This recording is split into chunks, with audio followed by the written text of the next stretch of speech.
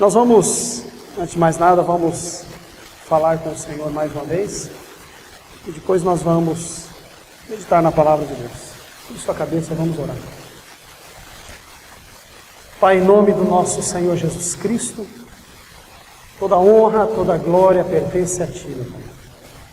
Louvamos a Ti, Senhor, por este privilégio, Senhor, de podermos estar aqui, nesta reunião dos santos, a Tua igreja reunida, Senhor, para prestar culto a Ti. Nós viemos aqui nesta noite, Pai, cultuar o Teu nome. Viemos, ó Pai, ser edificados pela Tua palavra, Senhor.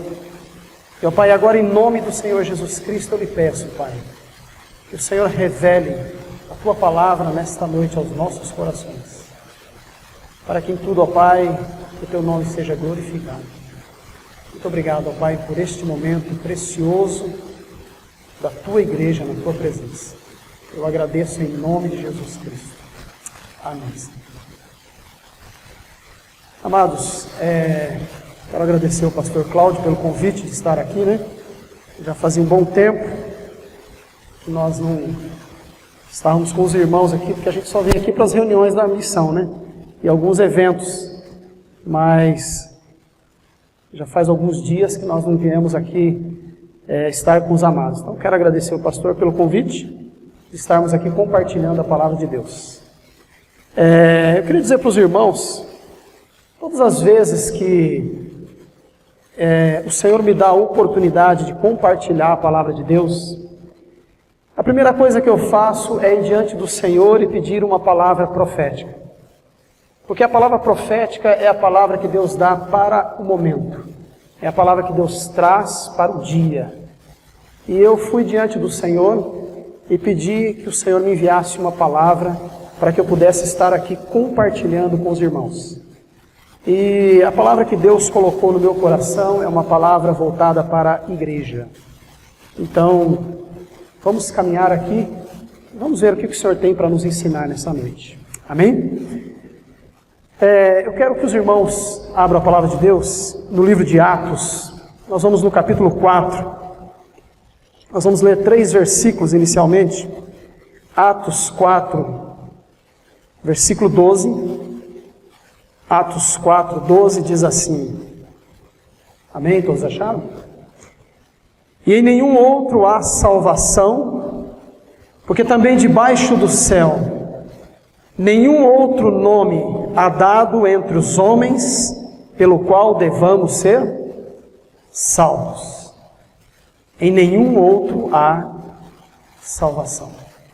Atos capítulo 5, versículo 42. Diz assim a palavra de Deus: E todos os dias no templo e nas casas não cessavam de ensinar e de anunciar a Jesus Cristo. Atos capítulo 6, versículo 7. E crescia a palavra de Deus, e em Jerusalém se multiplicava muito o número dos discípulos, e grande parte dos sacerdotes obedecia à fé. Amém, irmãos? Até aí. Eu não sei se os amados já observaram, mas eu creio que sim. Mas já há algum tempo, irmãos, eu tenho observado, eu tenho percebido que a cada dia que passa está havendo um esfriamento dentro da igreja chamada igreja cristã. Principalmente nesses últimos dias que nós estamos vivendo, esses dias de pandemia. Esses dias atrás eu ouvi alguém dizer o seguinte: esse momento de pandemia é o momento em que vai haver a divisão, a separação entre os adultos e as crianças. E hoje eu vinha vindo no carro, conversando com o irmão polaco, e ele relembrou esse assunto. Ele disse: olha, esse momento que nós estamos vivendo, em outras palavras, é um momento de divisor de águas.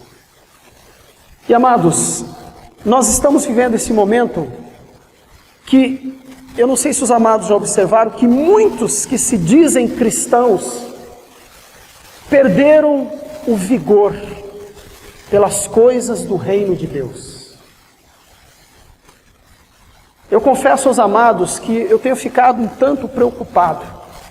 Preocupado, amados, sabe por quê? Porque muitos irmãos, muitos amados, eles não estão mais sentindo prazer na leitura da palavra de Deus. Muitos amados já não estão sentindo prazer na oração. Muitos já não estão sentindo prazer na comunhão com os santos. Nós estamos observando, amados, um esfriamento no meio do povo dos chamados cristãos evangélicos. E o mais preocupante, irmãos, sabe qual é? É que está havendo uma troca. Que troca? Muitos estão deixando outras coisas, de maneira, vamos assim dizer, sorrateiramente, tomar o lugar das coisas espirituais, das coisas relacionadas ao reino de Deus. E aí sempre vem aquela justificativa, aquela famosa frase: não tem nada a ver não, isso aí é da coisa da sua cabeça, não tem nada a ver. Mas o que a gente tem percebido é que está havendo uma troca no meio do povo de Deus, das coisas relacionadas às coisas do reino de Deus, pelas coisas deste mundo. Amados, ninguém esfria na fé da noite para o dia. A apostasia é algo muito trágico, porque a apostasia, ela vem de uma maneira que você não vai percebendo, mas ela vem de uma maneira tão lenta, mas a pessoa vai indo devagarzinho, ao ponto que infelizmente não tem mais retorno. E a impressão que eu tenho tido, irmãos, nesses últimos dias, é que está havendo um esfriamento no meio do chamado povo de Deus. Agora todos nós, irmãos, todos nós sabemos muito bem que nós estamos numa luta espiritual. Todos nós sabemos muito bem, irmãos, que nós estamos numa guerra espiritual. Nós sabemos disso. Sabemos que estamos numa guerra. E sabemos muito bem, irmãos, que o alvo principal, o objetivo principal do inimigo nessa guerra é atingir a igreja. O objetivo principal do inimigo nessa guerra é tentar impedir que a igreja avance, que a igreja seja edificada. E amados, nós estamos nessa guerra. Uma guerra não é guerra humana, é uma guerra espiritual. Uma guerra espiritual. E eu quero dizer para os amados que nós precisamos, mais do que nunca, irmãos, nós precisamos estar muito atentos a toda essa situação. Nós precisamos estar muito atentos a todo este movimento que nós estamos presenciando nesses últimos dias. Precisamos estar atentos, amados, e jamais tirarmos os olhos daquilo que é eterno. Precisamos estar atentos e jamais tirarmos os olhos daquilo que um dia o Senhor revelou aos nossos corações, que é o Evangelho, a mensagem da cruz. Agora, amados, é algo muito triste, mas é uma realidade. Eu não sei se os irmãos perceberam aqui em Sidrolândia, mas eu falo por Campo Grande. Depois deste movimento que nós estamos vivendo, o retorno de muitos amados para a comunhão dos santos tem sido um grande desafio. Um grande desafio. E a impressão que nós temos cada dia é que muitas pessoas estão esfriando na fé. Estão esfriando. Amados, esses textos que nós acabamos de ler, esses 3 textos que acabamos de ler aqui no livro de Atos, esses textos, eles nos falam da vida da igreja. Aliás, se você for estudar o livro de Atos, você vai ver que no livro de Atos nós temos aqui a história do início da igreja. E eu pergunto para os irmãos, você que já leu o livro de Atos, eu acho que talvez muitos aqui já tiveram a oportunidade de ler todo o livro de Atos. Mas eu pergunto para você aqui, como era a igreja no princípio? Como que esta igreja era, irmãos? Quando nós olhamos aqui para a palavra de Deus, nós observamos, irmãos, que a igreja primitiva era uma igreja viva, uma igreja pujante, uma igreja que não abria mão dos princípios da palavra de Deus. Uma igreja que estava envolvida com o evangelho de uma maneira tal que eles estavam influenciando não só Jerusalém, mas toda uma região.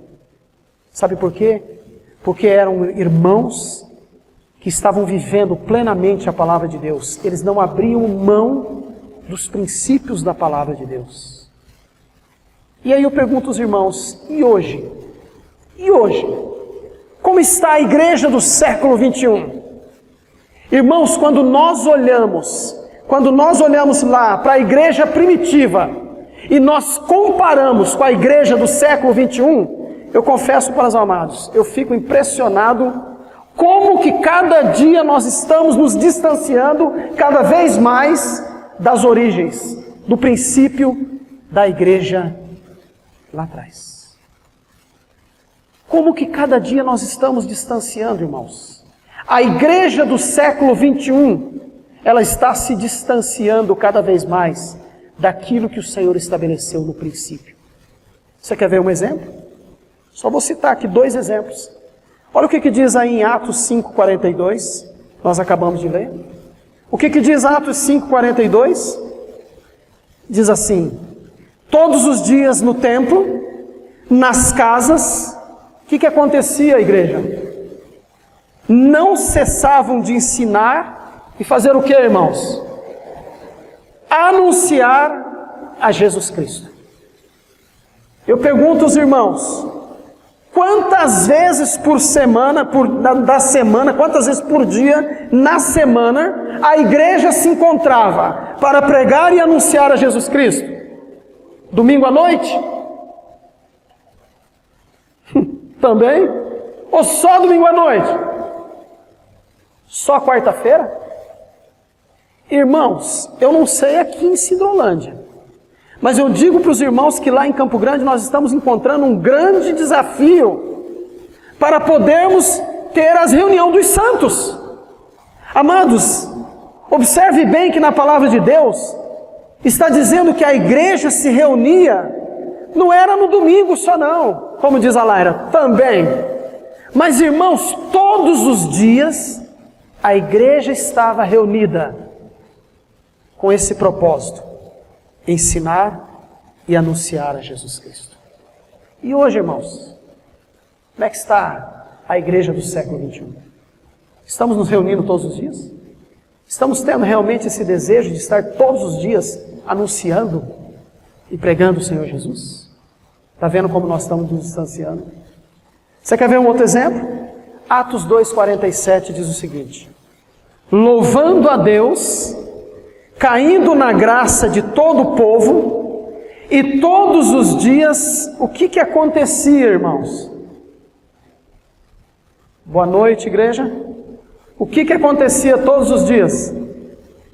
Acrescentava o Senhor o quê? A igreja, aqueles que haviam do quê? De ser salvo. Irmãos, quantas vezes havia o acréscimo na igreja de almas salvas? Quanto? Todos os dias. Todos os dias o Senhor acrescentava. Pastor Cláudio, e hoje? Qual é a conta que nós fazemos? Sabe qual é a matemática que nós fazemos hoje, irmãos? A matemática que nós fazemos é o seguinte: se houver algumas conversões na comunidade durante o ano, nós já estamos dando por satisfeito. e já achamos que fizemos muito. Se tivermos algumas almas que o Senhor acrescentou, olha, esse ano foi acrescentado 3 almas, 4 almas, 5 almas, e nós já estamos dando por satisfeito. Mas, amados, a Bíblia fala que todos os dias havia o ensino da palavra de Deus, e todos os dias o Senhor acrescentava almas. O Senhor tem acrescentado vida aqui, nesta comunidade, todos os dias? Vocês têm, todos os dias, ensinado e anunciado o Senhor Jesus Cristo? Amados, o que é que está acontecendo? O que está acontecendo de errado? O que está acontecendo, irmãos, com a igreja do século 21? Por que, irmãos, que nós não estamos vendo essa prosperidade que nós víamos lá na igreja primitiva? Eu confesso aos amados que quando eu leio o livro de Atos, pastor, eu fico envergonhado. Eu fico envergonhado quando eu começo a meditar no livro de Atos e eu vejo o quanto eu estou distante dos princípios que o Senhor estabeleceu no início da igreja. Agora, amados, qual era o mistério? Qual era o mistério desta prosperidade? Por que havia essa prosperidade na igreja primitiva? Amados, nós temos a resposta aqui na palavra de Deus. Eu quero que os irmãos observem aqui pelo menos 3, 4 respostas que nós podemos observar aqui na palavra de Deus, e nós vamos ver qual era o mistério desta prosperidade da igreja primitiva. Mas antes de nós observarmos qual era este mistério que havia da prosperidade, eu queria que os irmãos olhassem também para a palavra de Deus e observar que também havia adversidades. Porque muitas vezes nós achamos que era muito fácil. Não, irmãos. Havia muitas adversidades. Mas eu quero destacar para os irmãos aqui pelo menos 3 adversidades. Somente 3. Só 3 adversidades que havia no meio da igreja. Mas mesmo assim, a igreja avançava. Mesmo assim, o Senhor acrescentava almas. Mesmo assim, a igreja era edificada. E havia um crescimento na igreja. A primeira adversidade, irmãos, observa em Atos 4:13. Olha o que diz aí. Atos 4:13. Diz o seguinte: então eles, vendo a ousadia de Pedro e João, e informados de que eram homens sem letras e indoutos, se maravilharam e tinham conhecimento de que eles haviam estado com Jesus. A primeira adversidade que nós temos aqui, amados, os apóstolos, na sua maioria, eram homens sem letra e indoutos. O que é homens? O que é alguém sem letra e indouto? Você sabe o que é alguém sem letra e indouto? Alguém sem letra aqui eram pessoas que, vamos assim dizer, praticamente não sabia ler. Eram pessoas de pouca instrução. Pedro e João, no caso aqui, homens sem letra e indoutos. Sabe o que é indouto? Indoutos são pessoas que não têm grandes habilidades em determinados conhecimentos. Em resumo, Pedro e João eram pessoas simples. Vamos assim dizer, era gente do povo. Eram pessoas que não tinham grandes habilidades de oratória. Hoje, quando a gente vai fazer um curso de teologia, não sei se o pastor Cláudio fez o curso de teologia, fez, né, pastor? Uma das coisas que colocam-se no curso de teologia é o curso de oratória. Como fazer, como se se portar. Eu me lembro, eu não fiz teologia, mas eu me lembro que uma vez eu fiz um curso de oratória, e uma das dicas que eles colocam é o seguinte: como é que você deve segurar o microfone? O microfone não pode ficar aqui, mas também o microfone não pode ficar aqui. Ele tem que ter uma certa distância. Amados, o que isso tem valor?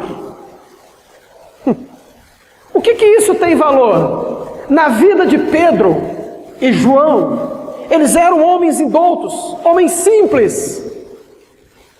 Não tinha ninguém ali em PhD em divindade. Não tinham ali homens de grandes conhecimentos. Eram homens, gente do povo. Aliás, Pedro, Tiago, João e André, o que eles eram, pastor? Pescadores. Pescadores. Eram homens simples. Então, amados, se nós formos olhar as adversidades que essa igreja tinha para que ela pudesse caminhar e crescer, amados, nós já tínhamos aqui a primeira adversidade. Como é que uma igreja vai caminhar com homens tão simples, homens iletrados, homens que não têm eloquência na oratória, homens que não têm, enfim, não tem conhecimento, vamos assim dizer, profundo da Escritura? Humanamente falando, havia uma adversidade. Uma segunda adversidade que havia, sabe qual era? Eles não tinham sistema de comunicação. Eles não tinham isso aqui. Eu fiquei feliz que hoje a Laira foi me mostrar, posso falar, né? Claro, né? Ela foi mostrar ali pra gente ali, aonde que vai ser feito agora o estúdio. É estúdio, né? Chique, né? O nome, né? O estúdio de gravação aqui dos amados. Graças a Deus por isso. Graças a Deus nós estamos tendo hoje, amados, esse privilégio de termos esses recursos. Hoje nós temos a TV, hoje nós temos a internet, hoje nós temos jornal, nós temos rádio, nós temos tudo. O que os apóstolos tinham, irmãos?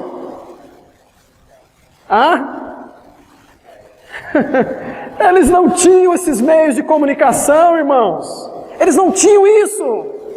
São adversidades. Aliás, irmãos, eu vou dizer uma coisa para vocês. Eles não tinham nem o Novo Testamento na mão. Hoje você tem a Bíblia no celular, na sua mão. Eles não tinham o Novo Testamento. Sabe por quê? Porque o Novo Testamento ainda não tinha sido escrito. Aliás, o apóstolo Paulo nem convertido era. Então a maioria das epístolas que hoje nós temos em mãos, eles não tinham. Na realidade, irmãos, a escritura que eles tinham nas mãos, eles tinham a escritura, o Velho Testamento, mas era muito difícil o acesso. Não tinha essa liberdade. Eu vou falar uma coisa para vocês. Eu tenho que correr, porque o tempo voa aqui na frente, né? Mas eu estava dando uma olhada lá em casa. O que tem de Bíblia na minha casa é brincadeira. Bíblia que eu nem uso. Acho que eu tenho que começar a dar essas Bíblias. E amados, hoje a irmãzinha pedindo uma Bíblia, né, pastor? Amados, hoje nós temos nas nossas mãos, nós podemos pregar a Escritura, chamar alguém, sentar e falar: olha, está escrito aqui, está escrito ali, né? Podemos pegar o nosso celular e mandar um texto pelo WhatsApp e falar: olha, pega esse texto aí, medita nele. Nós temos essa facilidade. Eles tinham isso, irmãos? Não tinham. Presta atenção, eu estou falando das adversidades. Eu ainda não estou falando o que eles tinham, tá? As adversidades eram essas. Homens simples, gente do povo, não tinham os meios de comunicação que nós temos. Nem meio de transporte. Hoje nós temos carro, hoje nós temos avião, hoje nós temos trem, nós temos ônibus. E o que eles tinham, irmãos?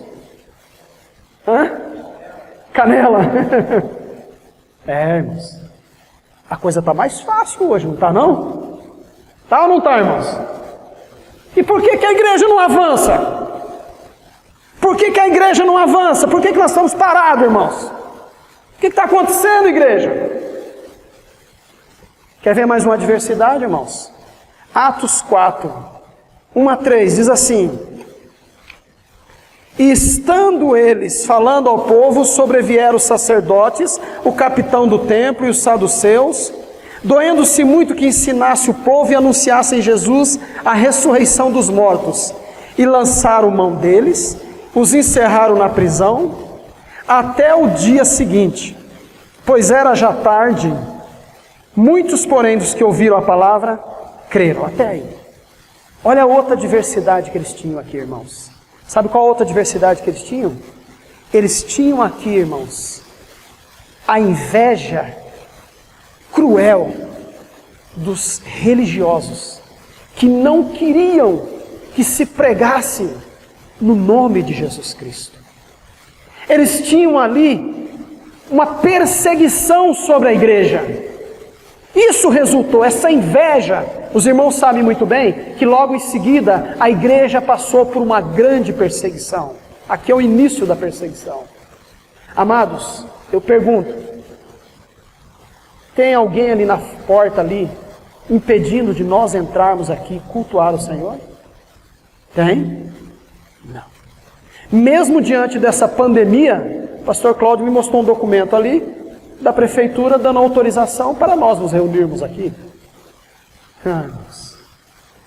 Na igreja primitiva não tinha isso. Sabe o que tinha? Tinha perseguição. E hoje? Nós temos perseguição? Não. Irmãos, nós temos liberdade. E muita liberdade. Então presta bem atenção. A igreja prosperava. A igreja era edificada. Almas eram acrescentadas. Mas haviam as adversidades. Homens simples, homens, gente do povo, não tinham o que nós temos hoje, os meios, as ferramentas de comunicação, e além do mais, eram pessoas que estavam tendo, sabe o quê? A inveja dos religiosos para tentar impedir que eles pregassem. Agora eu pergunto aos irmãos, e aí, irmãos, com tantas adversidades, por que a igreja prosperava? Por que essa igreja caminhava? Sabe por quê, irmãos? Eu vejo pelo menos, há muitas respostas aqui, mas eu quero pelo menos destacar quatro pontos aqui. Eu ainda tenho tempo, bem rapidinho. Pelo menos 4 pontos, amados, para nós observarmos aqui o que a igreja tinha, que era uma igreja que caminhava. Primeiro texto, Atos 1:8, o que diz lá? Mas recebereis, lembra de cor esse texto? Diz assim: mas recebereis poder do Espírito Santo que há de vir sobre vós, e ser-me-eis testemunhas, tanto em Jerusalém, como em toda a Judéia, Samaria e até os confins da terra. Recebereis poder do Espírito Santo. Atos 4:8. Então Pedro, cheio do Espírito Santo, lhe disse: principais do povo e vós, anciãos de Israel. Então Pedro, cheio do Espírito Santo. Atos 4:31. E tendo eles orado, moveu-se o lugar em que estavam reunidos, e todos foram o quê? Cheios do Espírito Santo, e anunciavam com ousadia a palavra de Deus. Atos capítulo 6, de 1-3. E naqueles dias, crescendo o número dos discípulos, houve uma murmuração dos gregos contra os hebreus, porque as suas viúvas eram desprezadas no ministério cotidiano. E os 12, convocando a multidão dos discípulos, disseram: não é razoável que nós deixemos a palavra de Deus e sirvamos as mesas. Escolhei, pois, irmãos, dentre vós 7 varões de boa reputação, cheios do Espírito Santo e de sabedoria. Até aí. Amados, o que havia nos discípulos da igreja primitiva? Com base nos textos que nós acabamos de ver. Eram homens e mulheres cheios do Espírito Santo. Cheios do Espírito Santo. Agora eu vou perguntar para você. Você sabe o que é estar cheio do Espírito Santo? Sabe o que é estar cheio do Espírito Santo? A Bíblia nos fala, eu só vou citar aqui para ganhar tempo, lá em Lucas capítulo 4, diz que quando Jesus Cristo foi levado pelo Espírito ao deserto para ser tentado, a Bíblia fala que Jesus estava o quê? Cheio do quê? Jesus estava cheio do Espírito Santo. E o que aconteceu lá no deserto quando Jesus Cristo foi tentado por 3 vezes? A palavra de Deus diz que quando o inimigo vinha com a tentação, Jesus, o que ele fazia? Ele usava o que, irmãos? A palavra. Por 3 vezes Jesus disse, está escrito, está escrito, está escrito. Sabe por que Jesus usava a palavra? Porque Jesus estava cheio do Espírito Santo. Sabe por que essa igreja, irmãos, prosperava? Porque a igreja estava com almas e vidas ali cheias do Espírito Santo. E você sabe o que é estar cheio do Espírito Santo? Estar cheio do Espírito Santo é estar cheio da palavra de Deus, irmãos. É nós estarmos possuídos da palavra de Deus. Mas eu quero dizer para você que estar cheio da palavra de Deus não significa estar cheio de conhecimento. Estar cheio da palavra de Deus é estar cheio da prática da palavra de Deus. A palavra de Deus diz, aquele que diz que está nele, deve o quê? Andar como ele andou. Irmãos, os discípulos, eles estavam cheios do Espírito Santo, porque eles estavam cheios do ensino do Senhor Jesus Cristo, de maneira tal que aquilo ali transbordava na prática. Então as almas eram atraídas a Jesus Cristo. E o Senhor então acrescentava aqueles que haviam de ser salvos. Irmãos, nós temos muitas vezes muito conhecimento da Escritura, mas pouca prática. Pouca prática. A palavra de Deus fala, sede cumpridores da palavra, e não somente ouvintes, enganando-vos a vós mesmos com falsos discursos. Não adianta eu conhecer desde o Gênesis ao Apocalipse, se isso aqui não for uma realidade na minha vida, lá em casa, no meu trabalho, com os meus vizinhos, com a sociedade, lá na sua faculdade, aonde você está. Aquilo que você está recebendo, a palavra de Deus, precisa ser uma realidade. As pessoas, irmãos, vão ser atraídas a Cristo. Não é por aquilo que você fala, mas é por aquilo que você está vivendo. Aquilo que está vivendo, irmãos. E aquilo que você está vivendo deve ser o quê? A vida de Cristo. Os apóstolos, a igreja, estava cheia do Espírito Santo. Havia prosperidade. Uma outra resposta que eu vejo aqui, irmãos. Por que havia prosperidade nessa igreja? Atos 2, 44 a 47.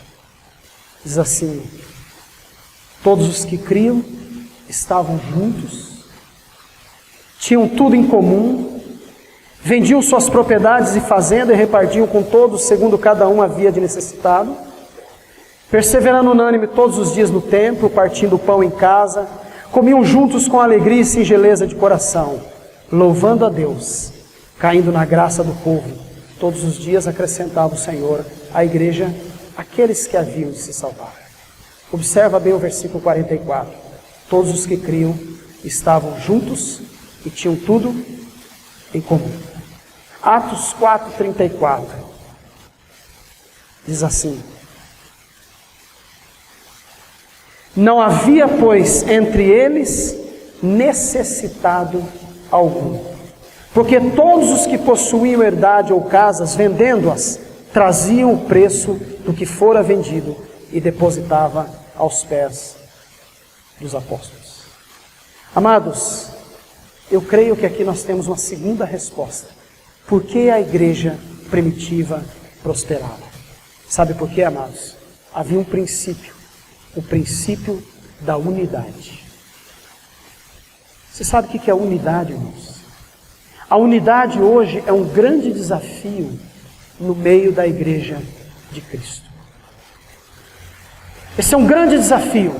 Unidade é o seguinte: eu pegar na sua mão e juntos caminharmos no mesmo propósito. E o que a gente vê muito no meio de muitas igrejas denominadas evangélicas, sabe o que é? Eu sou do Cláudio, eu sou do Paulo, eu sou do Luiz, eu sou do Lúcio, eu sou de fulano, e cada um dizendo, olha, eu sou de fulano. Aliás, o que aconteceu lá na igreja, depois de um tempo? Houve uma repreensão, porque não estava havendo unidade.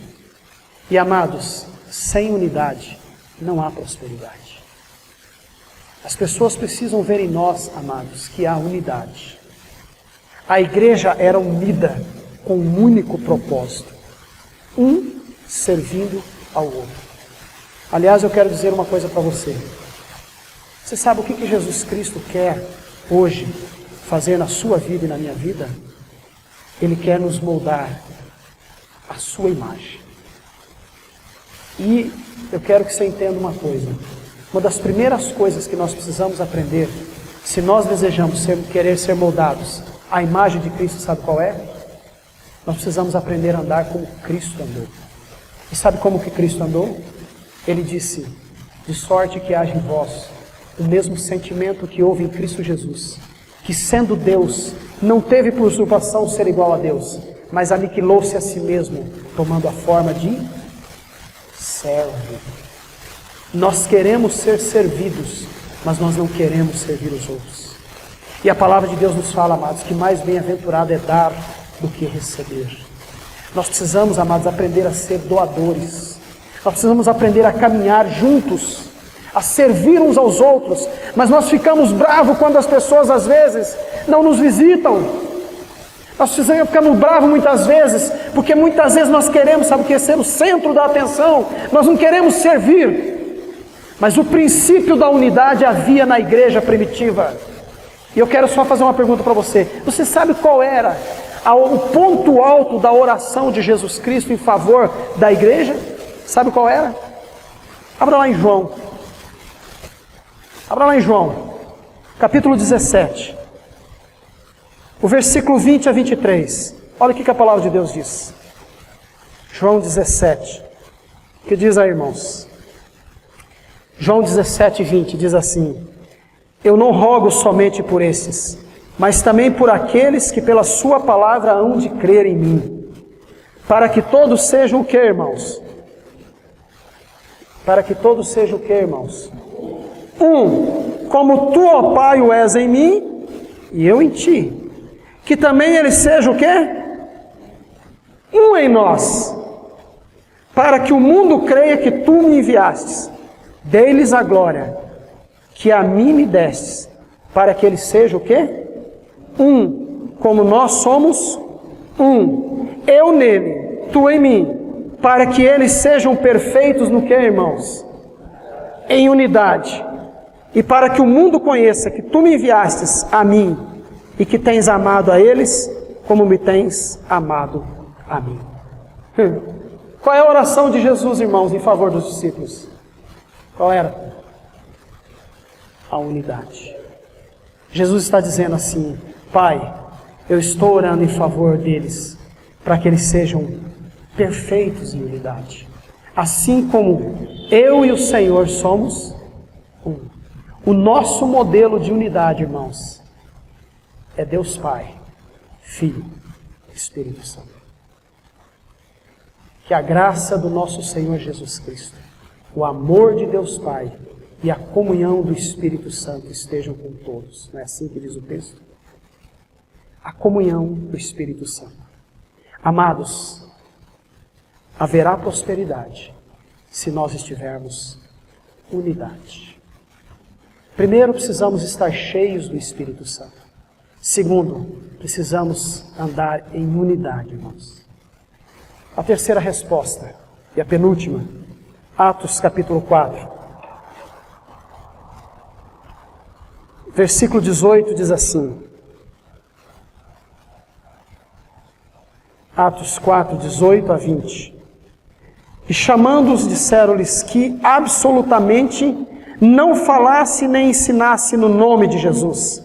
Respondendo, porém, Pedro e João lhes disseram: julgai vós, se é justo diante de Deus ouvir-vos antes a vós do que a Deus, porque não podemos deixar de falar do que temos visto e ouvido. Atos 4, 29. Agora, pois, ó Senhor, olha para as suas ameaças e concede aos teus servos que fale com ousadia a tua palavra. Atos 5, 28 e 29.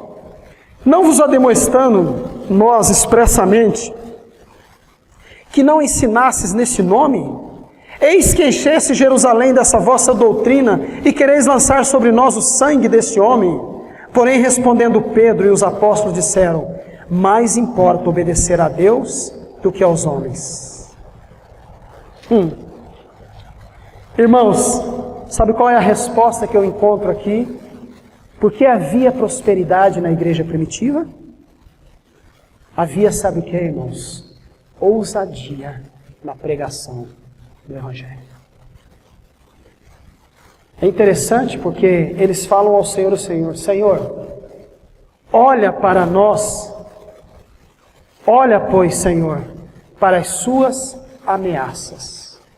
Estavam ameaçando eles. E eles oraram a Deus, pedindo para que o Senhor olhasse para essas ameaças. Mas eles pediram a Deus para que Deus não tirasse as ameaças. Não é verdade? Eles pediram a Deus que Deus fizesse o quê, irmãos? Ao invés de tirar as ameaças, tivesse dado a eles o quê? Ousadia! Ousadia! E eu pergunto, irmãos, nós estamos tendo ousadia para pregar o Evangelho? Lá no seu trabalho, aonde você trabalha, aonde você estuda,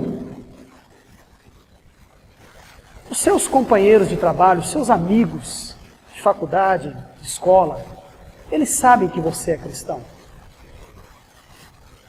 Sabem? Ou você é aquele cristão agente secreto? Sabem que você é? Será que você está tendo ousadia? Porque é interessante, irmãos. Quando eu cheguei aqui, eu cumprimentei muitos de vocês com o quê? Graça e paz. Mas eu já percebi que tem muitos cristãos que na hora que está lá no trabalho, e você chega, graça e paz, ele, bom dia. Ele tem medo, vergonha de dizer: eu sou cristão, eu sirvo ao Senhor Jesus Cristo.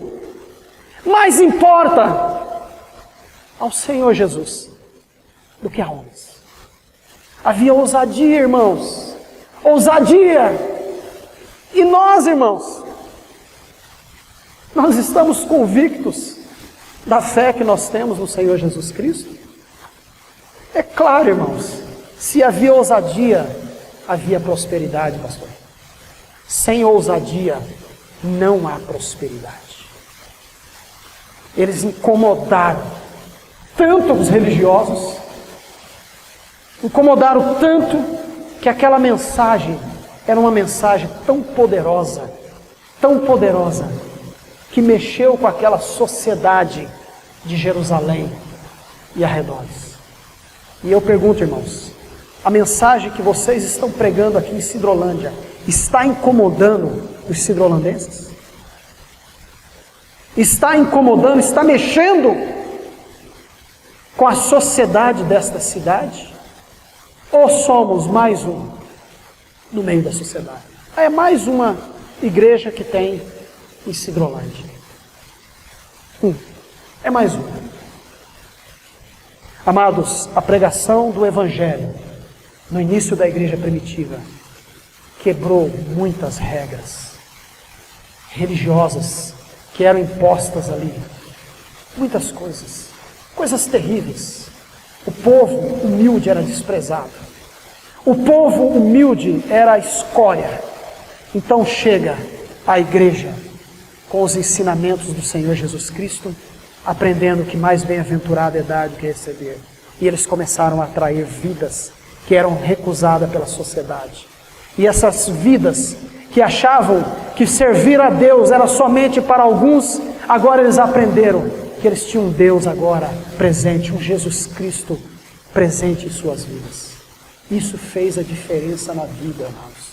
Os costumes que aquele povo tinha, aquelas coisas totalmente erradas que existiam, os cristãos com muito amor vieram a ensinar a importância de viver agora uma vida que agradasse ao Senhor. Havia ousadia, irmãos. Se há ousadia, há prosperidade.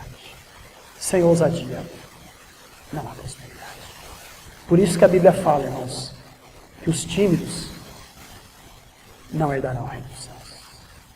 Os tímidos não herdarão. E finalizando, irmãos, uma quarta resposta que nós encontramos aqui. A primeira, só quero lembrá-los, eram homens cheios do Espírito Santo. Ok? Homens cheios do Espírito Santo. A segunda, irmãos, a igreja andava em unidade. A terceira resposta que eu vejo, irmãos, os amados eram ousados na pregação do Evangelho.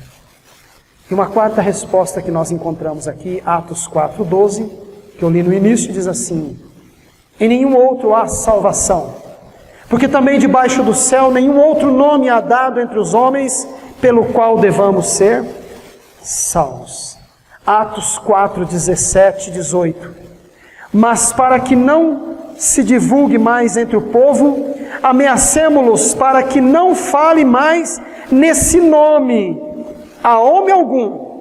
E chamando-os disseram-lhe que absolutamente não falasse nem ensinasse no nome de Jesus. Atos 5:42. Todos os dias no templo e nas casas, o que acontecia?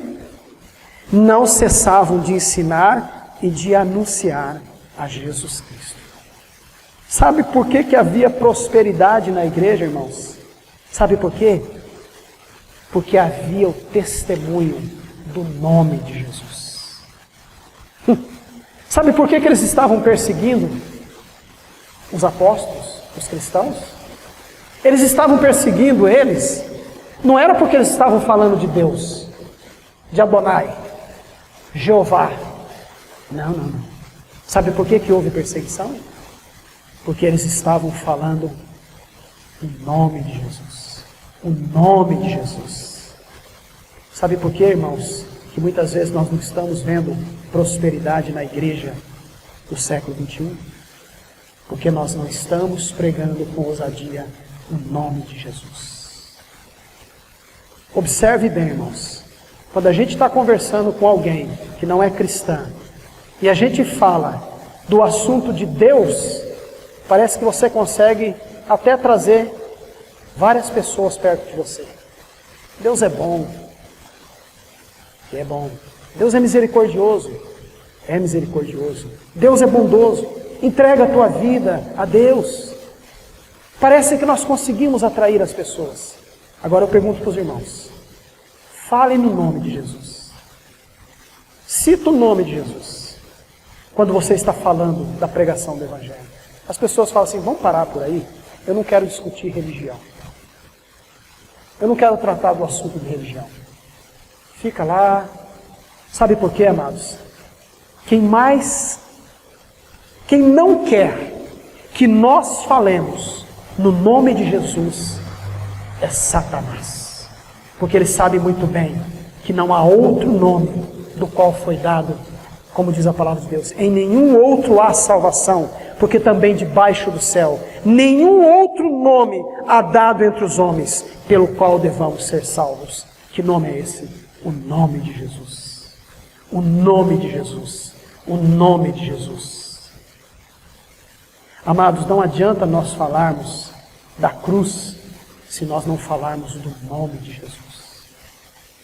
Não adianta nós falarmos de qualquer outro assunto se Cristo não for o centro, se Cristo não for manifesto. O nome de Jesus não pode se perder, porque não há outro, somente Jesus Cristo.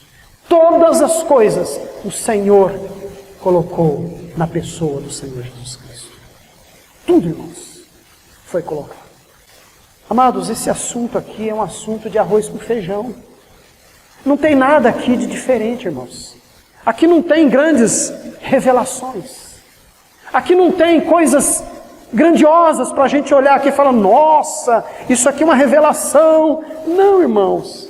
São coisas tão simples que está na Bíblia que nós esquecemos. Às vezes nós queremos crescer espiritualmente, queremos maturidade, mas nós esquecemos, irmãos, da simplicidade. Podemos ter maturidade? Podemos, mas não podemos perder a simplicidade. Essa simplicidade, que é a vida de Cristo, é que vai atrair almas para o reino de Deus, irmãos. Amados, e eu encerro aqui,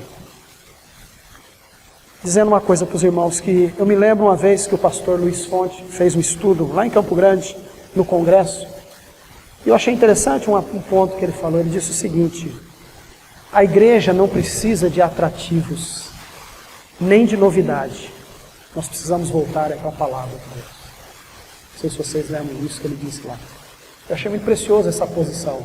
Nós não estamos precisando de atrativo, nós não estamos precisando de novidade, nós não estamos precisando aqui inventar moda, não. Nós precisamos voltar para a palavra de Deus. Só isso. E amados, nós precisamos continuar sendo a igreja do século 21. A igreja que usa isso aqui, a igreja que usa isso aqui, a igreja que tem todos os meios. Nós precisamos usar isso. Deus nos concedeu isso. Agora, amados, nós não podemos deixar os princípios lá da igreja primitiva, que era isso que nós olhamos aqui com tanta simplicidade e nós encontramos. Homens cheios do Espírito Santo. Uma igreja unida. Um povo ousado. E um povo que não abria mão do nome de Jesus. Amém, irmãos? Te louvamos, Pai, porque toda honra, toda glória é somente a Ti, Senhor. Ó Deus, eu lhe peço, Senhor, que o Teu Santo Espírito continue trabalhando em nossos corações a simplicidade da Tua palavra, Senhor. E que nós possamos aprender, ó Deus, nos púlpitos de segunda-feira, a importância de vivermos cada dia mais o Teu Evangelho, Senhor. Eu oro em favor da Tua igreja nesta cidade. Eu clamo a Ti, Senhor, para que o Teu povo possa, neste local, ser, ó Deus, influenciadores da pessoa de Cristo sobre esta sociedade. E eu lhe peço, Senhor, que o Senhor acrescente almas à Tua igreja, Senhor. Eu estou clamando no nome precioso do Senhor Jesus. Amém.